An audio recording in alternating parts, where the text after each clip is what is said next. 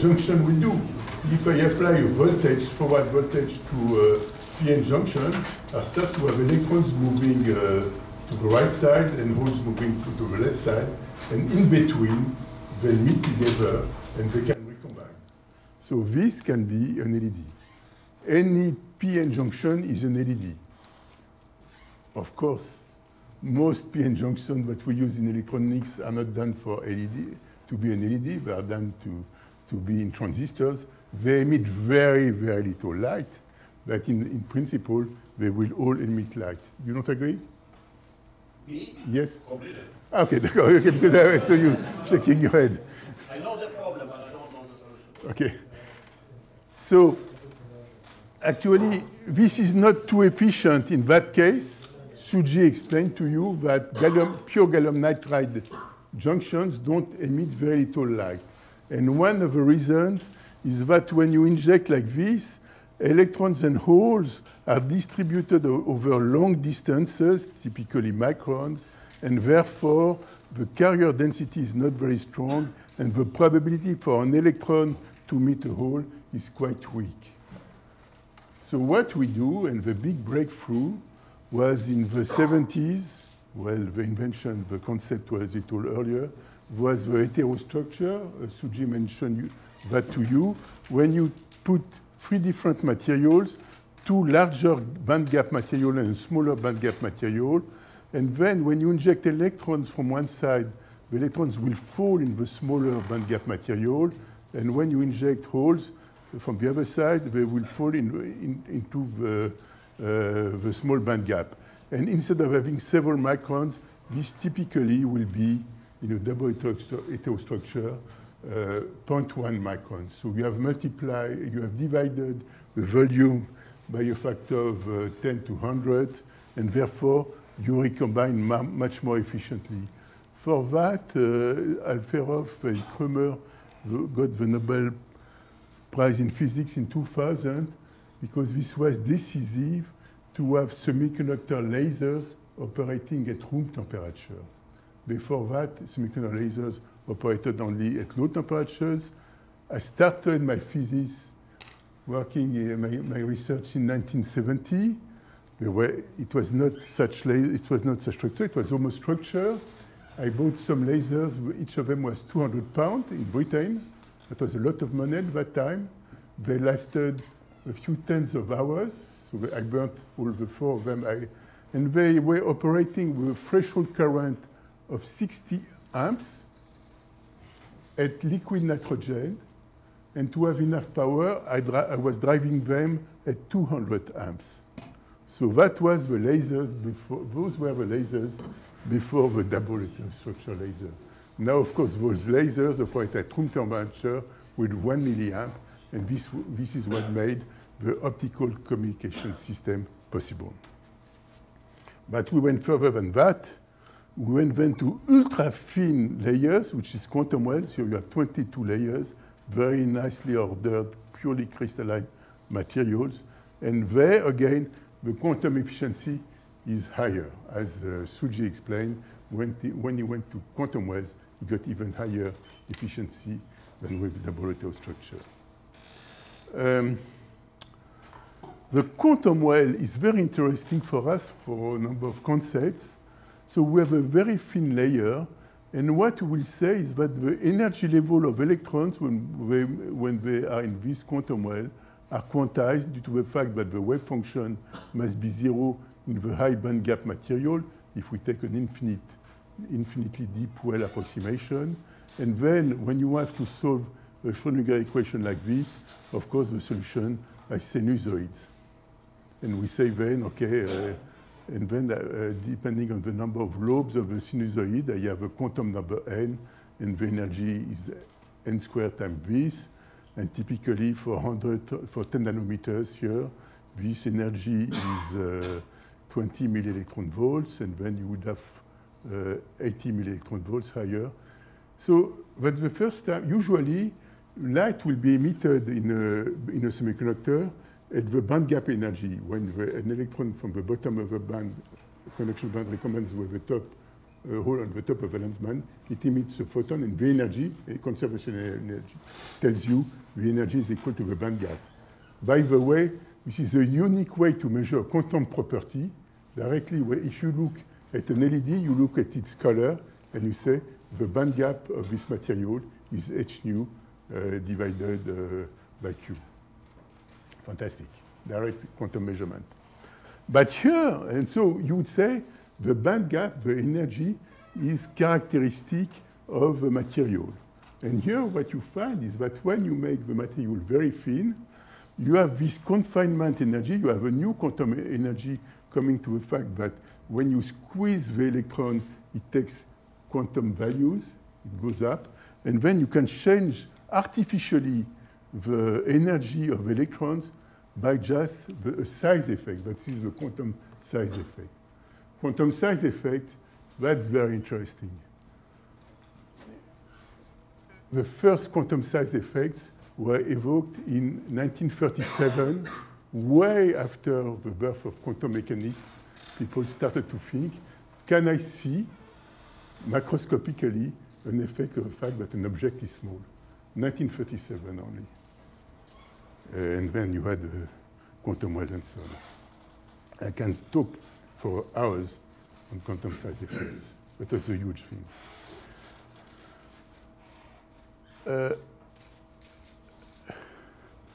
How does it work? Actually, it's a little more complicated. Let's go into the details now. What is meant here is that the true wave function, we have to remember that we have this quantum well. Okay, this is, say, 20 or 10 atomic planes. So I have 10 localized wave function, okay, by periodic part of the Bloch wave function. And I have a modulation, which is no more plane wave, which are these waves. So the true wave function, you have to remember, is always this part, fast varying part, and the slow varying part. When we go to compute seriously, so the computation I gave was exact.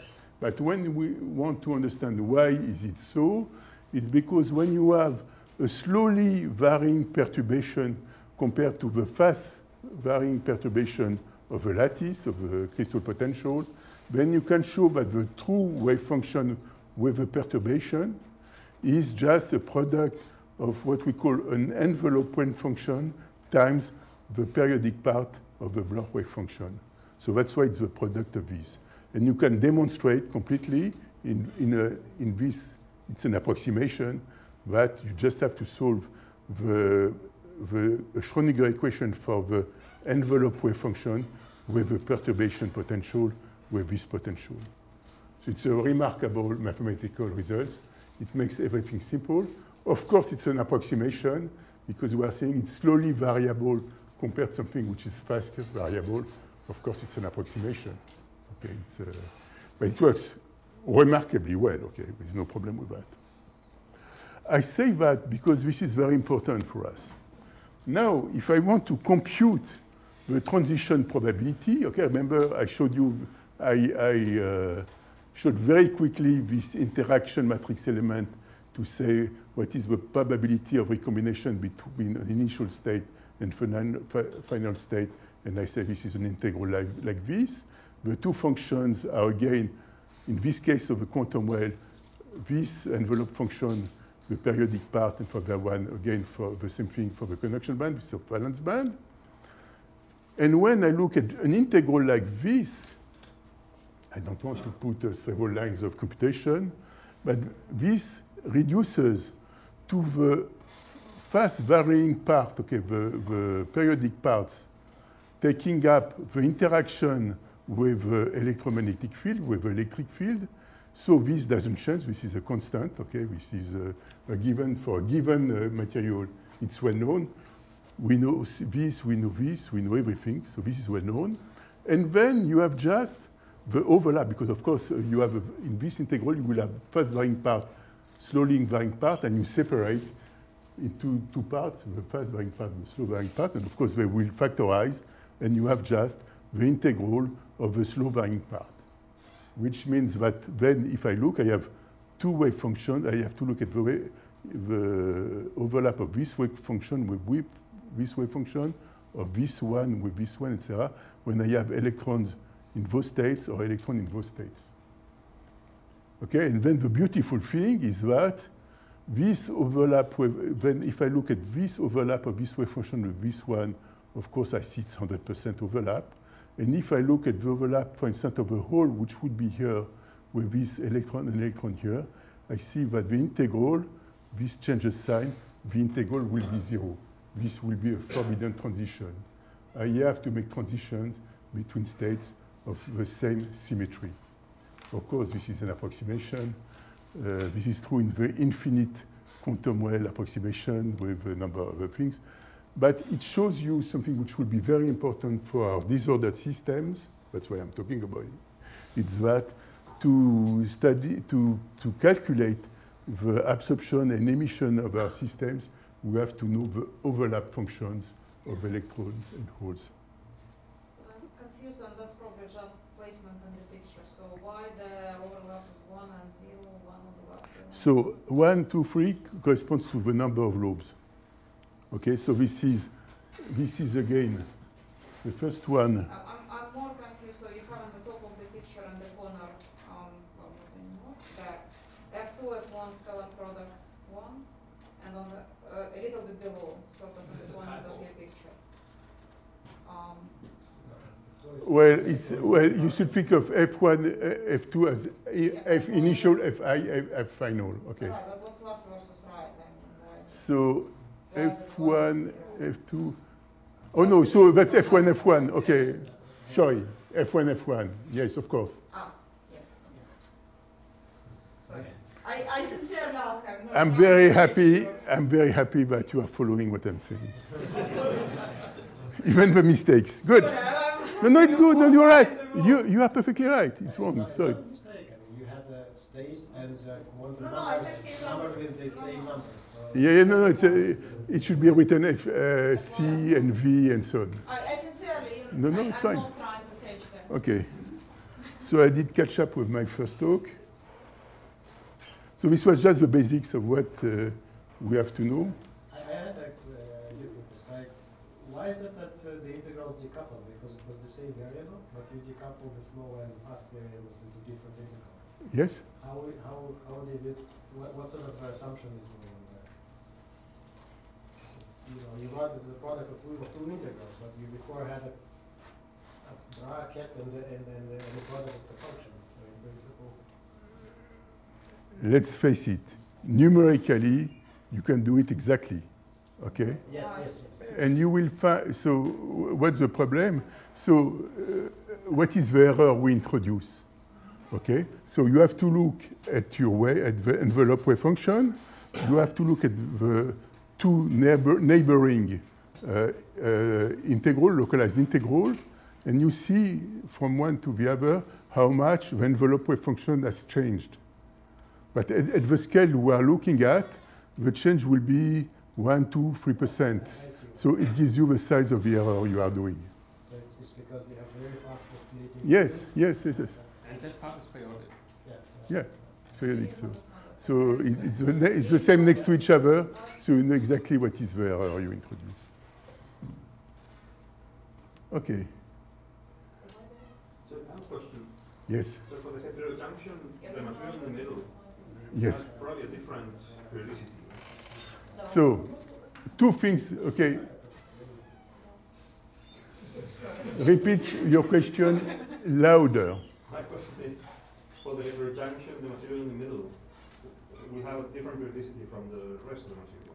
So, excellent questions. So, two things here, very important things.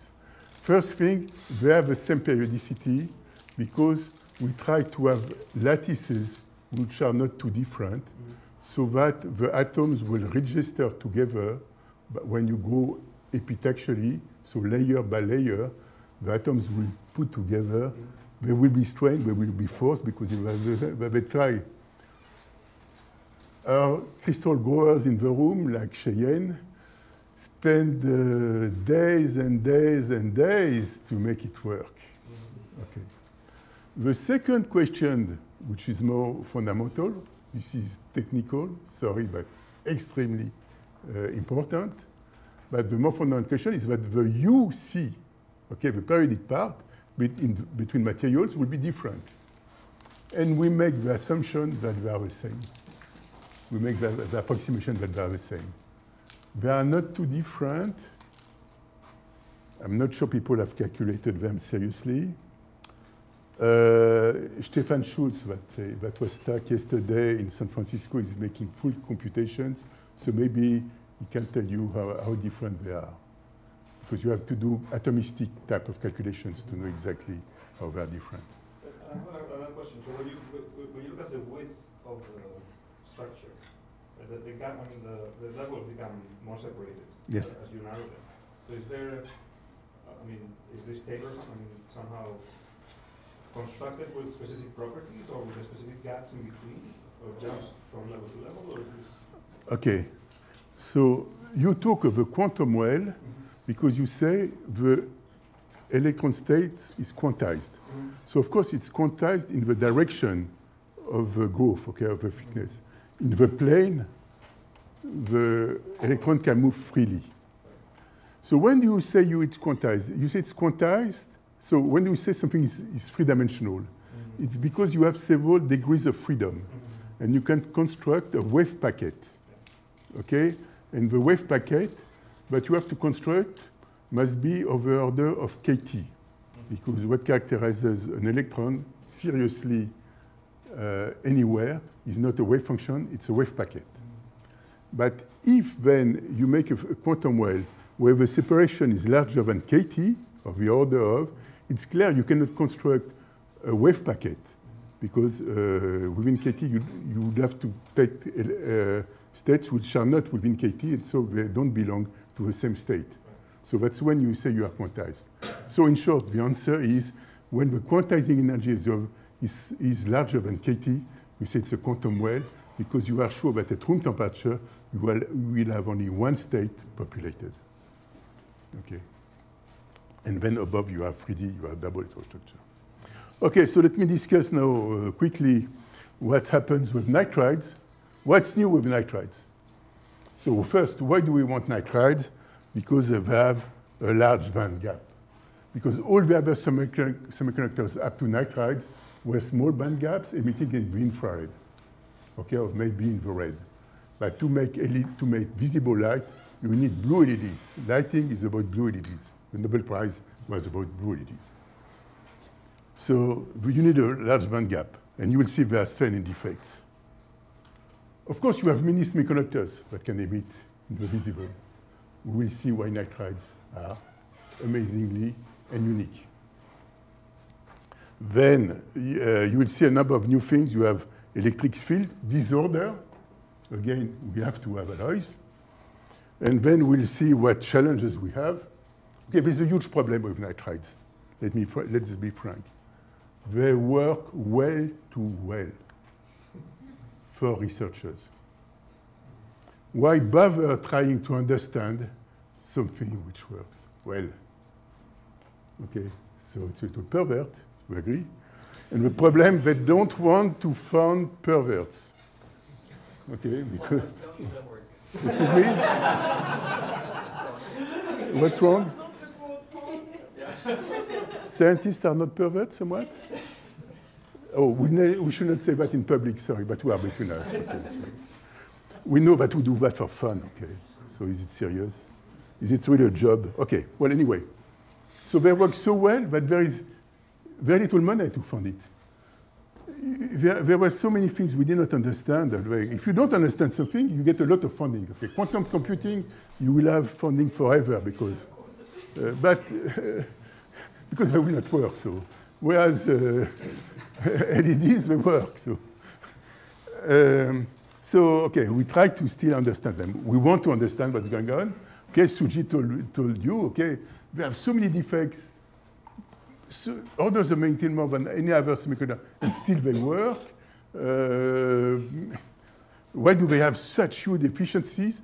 Why are the other semiconductors not working? Okay, why is it only nitrides? So there are many basic things to understand. There are still some challenges. We cannot do everything we want. And then the question is, why not 100% efficient LEDs, and even more than 100%. Why not? I won't have time to discuss this, but we could discuss this later. So until the nitrides, this was the world map of semiconductors. So this was their band gaps and their color of emission, and then this was the lattice, crystal lattice size. And you see that you had a number of semiconductors in the visible. And believe me, at that time, there was money for that, because everybody wanted to have a visible light-emitting diode. And none of them worked, for reasons I will explain soon. And what Sujie and the others came with was the nitride system, where between indium nitride and aluminum nitride, you can span alloys and gallium nitride. You can span a huge variety of band gap energies using alloys. And from infrared, and Sujie announced to you that he's able now to do infrared LEDs in this region of emission. Of course, for lighting, you want those things. And you can go to deep UV LEDs, and this is very important for disinfection of water for a number of applications. So, but the ones who are interested are in this region. So it's gallium nitride with some indium nitride with compositions 10 to 30%. OK. What's wrong with them? Well, it was so wrong that they got the Nobel Prize for invention of efficient blue LEDs and energy-saving white light sources. As you know, LEDs will diminish the energy consumption for lighting by a factor of 4. And diminishing by a factor of 4, an application which uses typically 15 to 20% of all electricity worldwide, this is a big factor in saving in energy efficiency and for improving, diminishing climate change. So there are all the semiconductors, and the question is, what makes a good LED, a good semiconductor PN junction that would make a good LED? So there are many things. The first thing is we need what we call a direct band gap semiconductor. We want the extrema of the conduction valence band to be at the same K point in the energy diagram, and not be indirect, because if it's indirect, you cannot have direct recombination, you need phonon. The strength of the transition is much smaller. Silicon doesn't emit light, in spite of whatever people have said, and many, many millions of dollars spent on that. It doesn't work because it's an indirect band gap. So among all the semiconductors I showed you, only the direct band gap are usable. So you must be able to do NNP doping. Seems trivial, that's not. It was a 20 years fight to get P-type doping in gallium nitride. And the P-type doping in gallium nitride, and you should know that some semiconductors cannot be P-type doped. We are not sure why. That's a good question for Chris van der Waal. But we're not sure why, but some semiconductors cannot be doped. Then you cannot make junctions, so you cannot make an LED.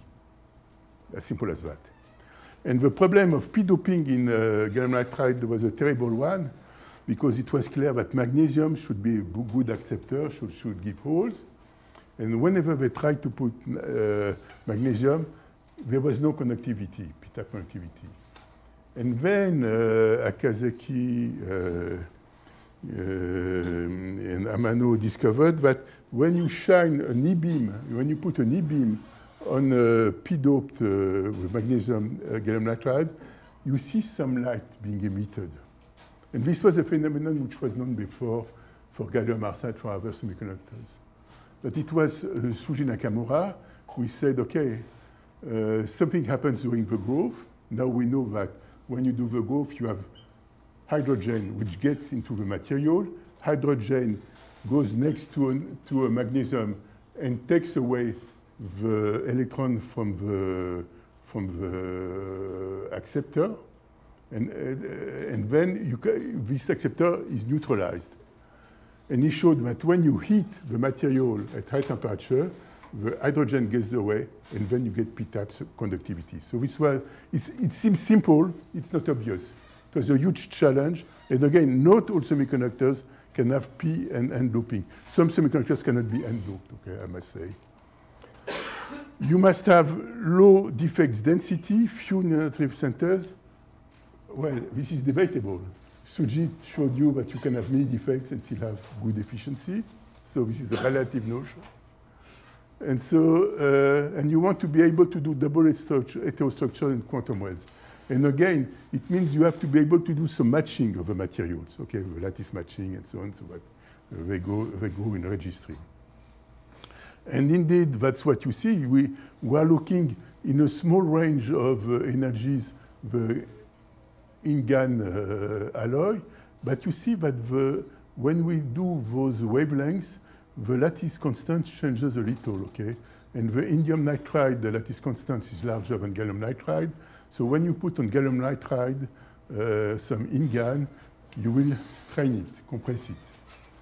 And this will be possible up to some thickness, okay? You are accumulating energy by compressing the material, and if you go too thick, you will create a dislocation, and that's what's happening. So they spent years trying to diminish the number of dislocation, of defects that you create when you try to put those mismatched material. And they succeeded because now they have only 10 to the 8, 10 to the 9 dislocations per square centimeter. They started at 10 to the 12 or more, and it's a huge success. Having only 10 to the 9, 10 to the 8 made the LED revolution possible. The other new thing that we have in nitrates that we don't have elsewhere is electric field. The atoms have very different charges, gallium and nitrogen or aluminum and so on. They have different charges, which means that when you put next to each other the two materials, you will develop interface charge. This is called the spontaneous charge, and it gives rise to a spontaneous electric field perpendicular to the interface. And also, as you have strain, those materials are piezoelectric. When you strain them, of course, you change the relative position of atoms, which have different charges, and then you induce an electric field, which will be proportional to the strain. And Joren will describe to you how we have to compute that, and that can be quite complicated. And as this is a slide from Suji again, standard material, the efficiency goes down at 10 to the 4, 10 to the 7 dislocation per square centimeter. And here we are at 10 to the 9, 10 to the 10 to the 11, and we can still be very bright, which is kind of a mystery. No, not mystery, but there are several stories. Sorry, but picture on the previous, it's from atom tomography, or it's just a mock-up? Oh, this is electron microscopy, okay? But to make precise measurements, you do chemical etching and you reveal the dislocation. The specialist, Jim. TM. TM, so transmission electron microscopy. If the dislocation density is high, that's the gold standard. Okay. So it's a real thing, it's not a mock-up? No, that's one of our micrographs. That's the real deal. And all those black lines are bad. And the scale is missing. The scale is missing. What was the scale here? It's less than a this is less than a micron. Yeah, so those black lines are dislocations. So this is where the crystal periodicity has been disrupted. It's called a line defect. It's a topological defect. And at the core of the dislocations are dangling bonds, and there's an impurity environment around them, and there's strain fields. Everything you want a semiconductor to do, they make it worse. We'll have a shorter break. So why are they in this threading shapes? Is it because we build it this way, or We will have a shorter break. So No, we no, don't want to because build it that no, way. no, I just For all this No. development, we don't have gallium nitride, single crystal substrate, we so we grow on a different the material. bus departure tonight. We And have this is extended the the time at the bus imperfections departure. of the We have mismatch. 45 minutes. Okay, at Every the end of the structural night. structural and mismatch between the substrate. Yes. But we'll have them every day. Every coffee break is a poster session. I see. There's nothing 15 good about minutes. it. It's just No, pure bad. we can have accommodate. I did put some more time. And The only thing that is, it's paid my income for a long time. Okay. That's fair enough. So now, when you have a well-behaved semiconductor, you would have a band structure like this, okay, for the quantum wells. This is what I showed before. And when you have the internal electric fields and so on, what you see is that now the band structure is no more square. It's a nice sawtooth potential due to the internal electric field. Let me give you an anecdote which comes back for N4. I spent 30 years of my life working on gallium arsenide on the other semiconductors. So I have many ideas about new designs and so on, how to do things. So whenever I come up with a new idea, I talk to Jim, and Jim's answer is always, Claude, don't forget, this is not gallium arsenide. So everything you think which is simple, which behaves nicely like this, when you start to have things like this, of course, everything is not the same. And for instance, one of the things is not the same is that due to these electric fields, the overlap, so I'm looking at the overlap at the envelope wave function, okay? I again forget the small periodic part of the wave function. The overlap wave function is changed because the electron wave function is shifted to this side. The whole wave function is shifted to this side because of the electric field. This is called the quantum confined Stark effect. Was before when there is no electric field, both wave functions correspond to each other. The overlap function here is 1. The overlap function here is only 20%. And this diminishes by as much the probability of radiative recombination of electron and holes. So this is a major issue to have high efficiency. I'm spending some time on such type of things because, of course, we have the same effect when we have disorder, when we will have localized states. And the big issue with the disorder and the localized states in any type of theory is to compute the overlap function. Okay, this will be described by Marcel Filoche later with disorder. How do we know our materials? We know our materials by doing atom probe tomography. I will not describe how it's done. You evaporate atoms, you see the time of flight, you evaporate layer by layer, and you can reconstruct the 3D map of atoms. There will be a poster and a small talk by Bastien Bonneff on this. This is the distribution of indium atom in one of the plane of a tip, which is typically 30 microns diameter, 30 nanometers, 60 nanometers diameter. So this is all the indium atoms that have been detected. And from there, you can reconstruct. So this measurement is very important because first you can do statistics on the distribution of those spatial distribution of the atoms. And what you find is that the distribution is binomial, which means the atoms are randomly distributed. This is fantastic. For many years, people thought there was clustering. The fact that it's randomly distributed makes life so much easier for people who compute, for theorists, because instead of taking the true image of an alloy, you use random number generators to get the map that you will later compute. Can I ask a question? Is it the same random independent on the amount of indium? I understand that it's for all the ones. The same law as you vary the amount of indium. So all the ones he measured is the same. So far, with Lana, up to green, so let's say 28% of indium on the free side compared to gallium, it has been random every time. Okay, So so far, and for C-plane growth, okay, so plane growth along the hexagonal direction. For growth along the n-plane, perpendicular to the hexagon, then you have clustering, and I don't know if you will show it. It has been seen once. Ah, now you are retracting, okay. Yeah. Is once a reliable experiment? Louder. So you get the hexagonal structure, and if you grow on the sidewalls, so we call M-plane to A-plane, then Rachel Oliver in Cambridge using Atomprop the same technique has seen clustering. So it's the only time so far that the alloy hasn't been random. So Jim, comment? I think everything that we've looked on the M-plane is a random alloy. We've Okay. looked at a lot of M-plane. And if they've done a lot of A-plane growth, and that's an unstable plane. Okay. It could be a stability it's issue. the only time. Okay. Yeah. So let me finish quickly. So now we have a distribution which is a point distribution of composition. We want to transform this into a continuous variable of composition.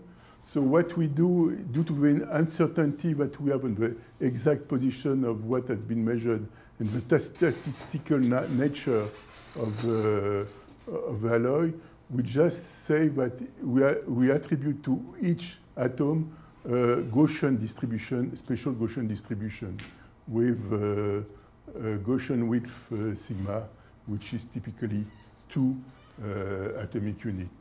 Several people will talk about this problem, but with this, you can transform this discrete distribution into a continuum function, which is this one. So you have a composition like this for the indium atoms in indium gallium nitride, and for aluminum gallium nitride that we use also as material, you have also this type of composition. You see that the fluctuations are huge. For a material which is 12% on average, or 13% on average, you see that you have local points where composition goes up to 20, 22%, and you have places where the composition is around 9, 10%. So you have 100% fluctuation of local compositions. This is huge. And this is just statistics, okay? There is no game played there. If I look at this picture, I mean, it's not really random. Excuse me? I mean, there's a certain landscape where it's not random. This is absolutely random. No, It is random. There is a typical domain size of those red dots, and that's where It's random. Well, the domain size is determined by the sigma usually, right? So it doesn't say, of course, if you take a large sigma, everything is uniform. If you take a very small sigma, you will have huge variations. But this is the sigma that gives you the best map of what is the local composition. Jim, You have to take the sheet. louder. You have to, so one of the big issues, everything we look at statistically, and we check what we call a volume element size, going from small to large volume element size. This is what Bastian spends a lot of time on, follows the binomial distribution. So we're confident all the alloys that we work on are random alloys. The challenge is that we have to define a composition, because we need to go from a composition to a band gap. And if we choose very few atoms for the composition averaging, we'll see wild fluctuations in the composition. We'll go from 0% gallium to 100%, 0% indium to 100%. So we have to make a best guess as how to do the volume averaging for the composition. That's So the fundamental issue. let me explain it a little more. If you take very small volume, you have large fluctuations. But then, if you compute the energy levels in those large fluctuations, of course, you have large energy confinements. So the wave function is no more really localized in this large fluctuation, and it goes over to the next fluctuations. So it is not physically, it's not meaningful, because then you have to compute really for the ensemble of fluctuations which talk to each other for the wave function to have the correct size. And this is the correct size. And we can fight on it. Maybe. No, we can fight. I'm not saying we will win. I say we can fight. Maybe. No, but basically, it's self-consistent. With a self-consistent argument. What volume do we choose to defend as a reasonable one? Like everyone, 2 atomic distances. Just 2 atomic Yes, 2A. Like everyone. But Uren has done calculations for any value. He will tell you maybe. Is there a reason for that number? Is it's a number that gives the sort of empirically the best fit? But We is there a ca- fundamental Let's say, expectation? I cannot answer, I have no time. It's a good question. Someone should take it up for the wrap-up session tomorrow evening. Maybe Uren or Marcel. Some friends should show up. You are no more friend? Friends, yes. What James says is very reasonable. There should be some reasonable volume. Okay, Sergei, you tell us tomorrow. No, it's good. It's a good question. Okay, it's and I have only a fuzzy answer. You need enough atoms in a volume to do the composition. Otherwise, the composition is. If you go to one atom, the composition is. No, but the envelope approximation also is wrong. Okay, many things fail, of course. We have to have enough volume to get a composition, but not so much that we've already washed over all the physics of the volume averaging. As Claude said, if we go to a very large volume, it's a homogeneous material. So now that we have agreed that we have a map of composition. Is it cross-correlated? Oh, of course. Yeah, of course. So now what we have agreed, we have to make an energy map. We have to make an energy map. So then we have to know for a given composition what is the energy of electrons and holes. It starts to be tough. So we have to know the band gap variation as a function of composition. So it's in between gallium nitride and indium nitride. It's not a linear variation, it's a quadratic variation, and this factor B is called the Boeing parameter. This is a critical number to know how this composition map transforms into an energy map. Then you have to know also the effective masses and so on. You take linear interpolations. It gives you an idea of the number of parameters we have to use, okay, here. Also, you have to say, when you know the gap, you have to say how much of the gap difference goes into the conduction band, how much of the gap, variation of the gap goes into the valence band. Okay, let's admit we know that precisely. So when I have done that, it's great.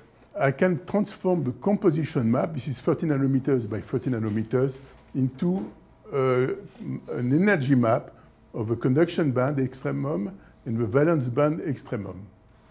What you see is that indeed the variations for the conduction bands look very large, but they're also quite large for the valence band because of the scale.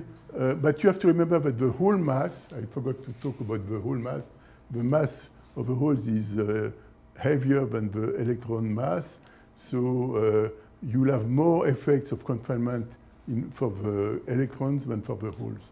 And in the end, if you look at this map and you look at in 3D what is the energy levels, 2D for position, 1D for vertical direction for energy, you see that you have a very wavy potential, and the electrons, of course, will try to get to the lower states. But of course, here it's only the energy of a conduction band. I have to compute what are the real energy levels of the electrons in this potential. And of course, this should be done by Schrödinger equation, like in a quantum well, a very disordered system. And that's where we'll use the landscape theory. But tomorrow, Stefan Schulz will tell you how to do it in different ways. But what you should know is that this amplitude of fluctuations is very much connected to the Boeing parameter, to this parameter here. So how much does the potential of the bands change with composition? And my answer is, I don't know. And those who say they know are just pretending. So, what is the gap of something which is disordered like this? Because, of course, I can have transition between the extremum points of electrons and holes, okay, but there is only one such state in this whole map. But is this the absorption gap? Okay, when I'm looking at a gap in a uniform semiconductor, every point participates in absorption. Here I would have only one point. So when I look at the absorption curve, well, I don't see something well defined, I see something very weak. And the same is true and luminescence cannot tell me also where is the gap. Because if I look at what means luminescence here, I'm creating electrons, holes everywhere. They will relax down, they will move around, they fall somewhere. Does this mean that where light is emitted, the energy at which light is emitted, is the band gap? That's not clear at all also.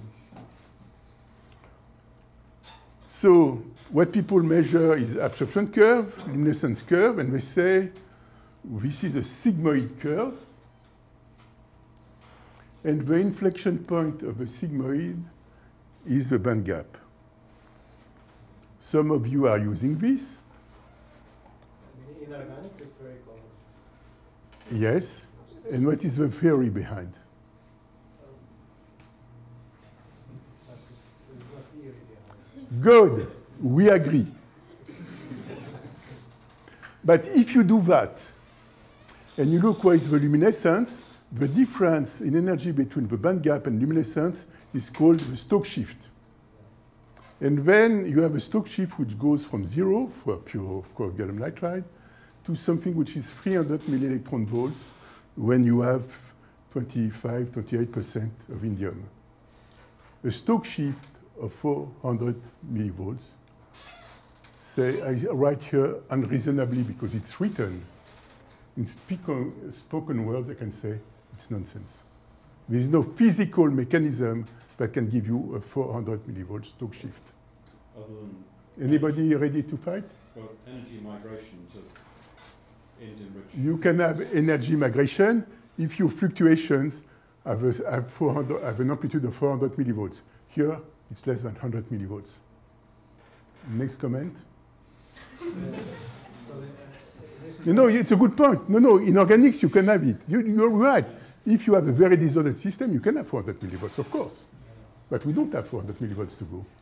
For these measurements, are they done at room temperature? Yes? And if you freeze the system out, what will change? It doesn't change so much. It doesn't change. So it's really static. And is this really absorption? Is absorption have really absorption? Because a lot of This is done by reflectivity, by absorption, by photocurrent, by whatever you want.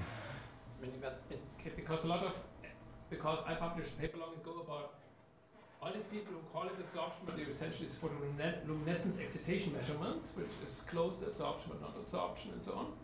These are proper absorption. Proper absorption. But I would say that the photoluminescence excitation will give you something. Although the physics isn't the same. So very quickly, this is the present performance of LEDs. When you change, of course, indium composition, you get different wavelengths. This is the quantum efficiency. You can get almost 100% quantum efficiency. We are trying to work with Jim to get more than 100%, but that's another story. So this is good, okay, this is fantastic. Why bother? Because the best measurements are done at low current density. When you increase the current, the efficiency goes down. You miss yellow and green LEDs. And of course, we would like to have 100%. So that's why I'll stop. Thank you.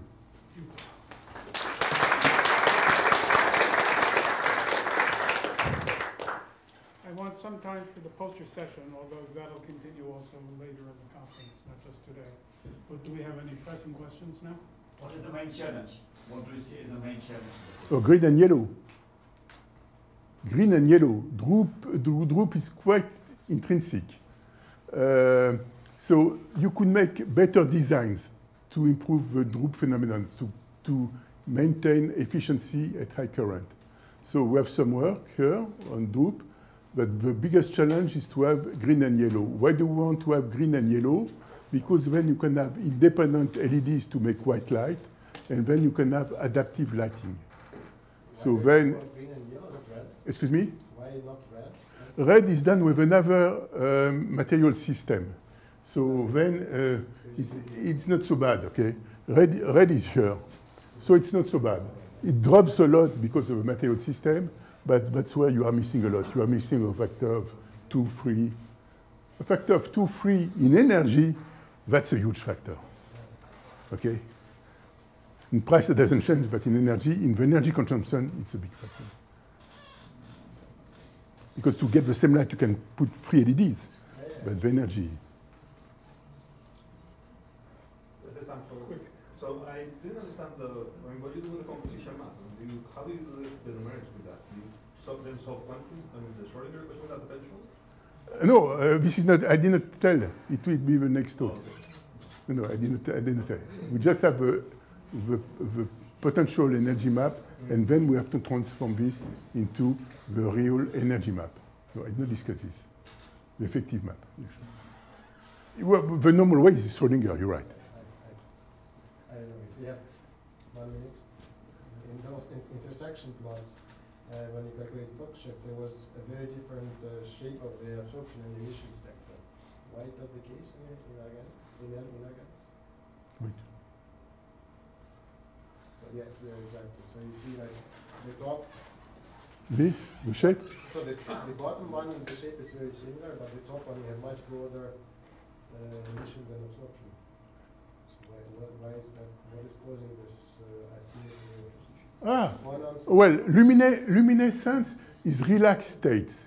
So somehow, if you believe that you are thermalized, and a few people here believe that you can compute light emission by the Boltzmann factor times the density of states, then you will always get typical, very similar shape. I'm not one of those, I must say. But you have one there, maybe one there, but I'm not one of those. Because I think that relaxation in the other system doesn't lead to thermal distribution, but I must say it works quite well, okay? But then there, it's really the density of states directly. It's not the bottom of the density test times Boltzmann, that's why. So here it's KT, well, a few KTs. Here it's much more. Okay, should cut it off. So let's decide how we're going to do the. So we're going to take maybe 10, So- 15 minutes for posters now? Yeah, no, yes, we have a coffee break, yes, for, what was the nominal time? Nominal time was that we're back here at 11:20.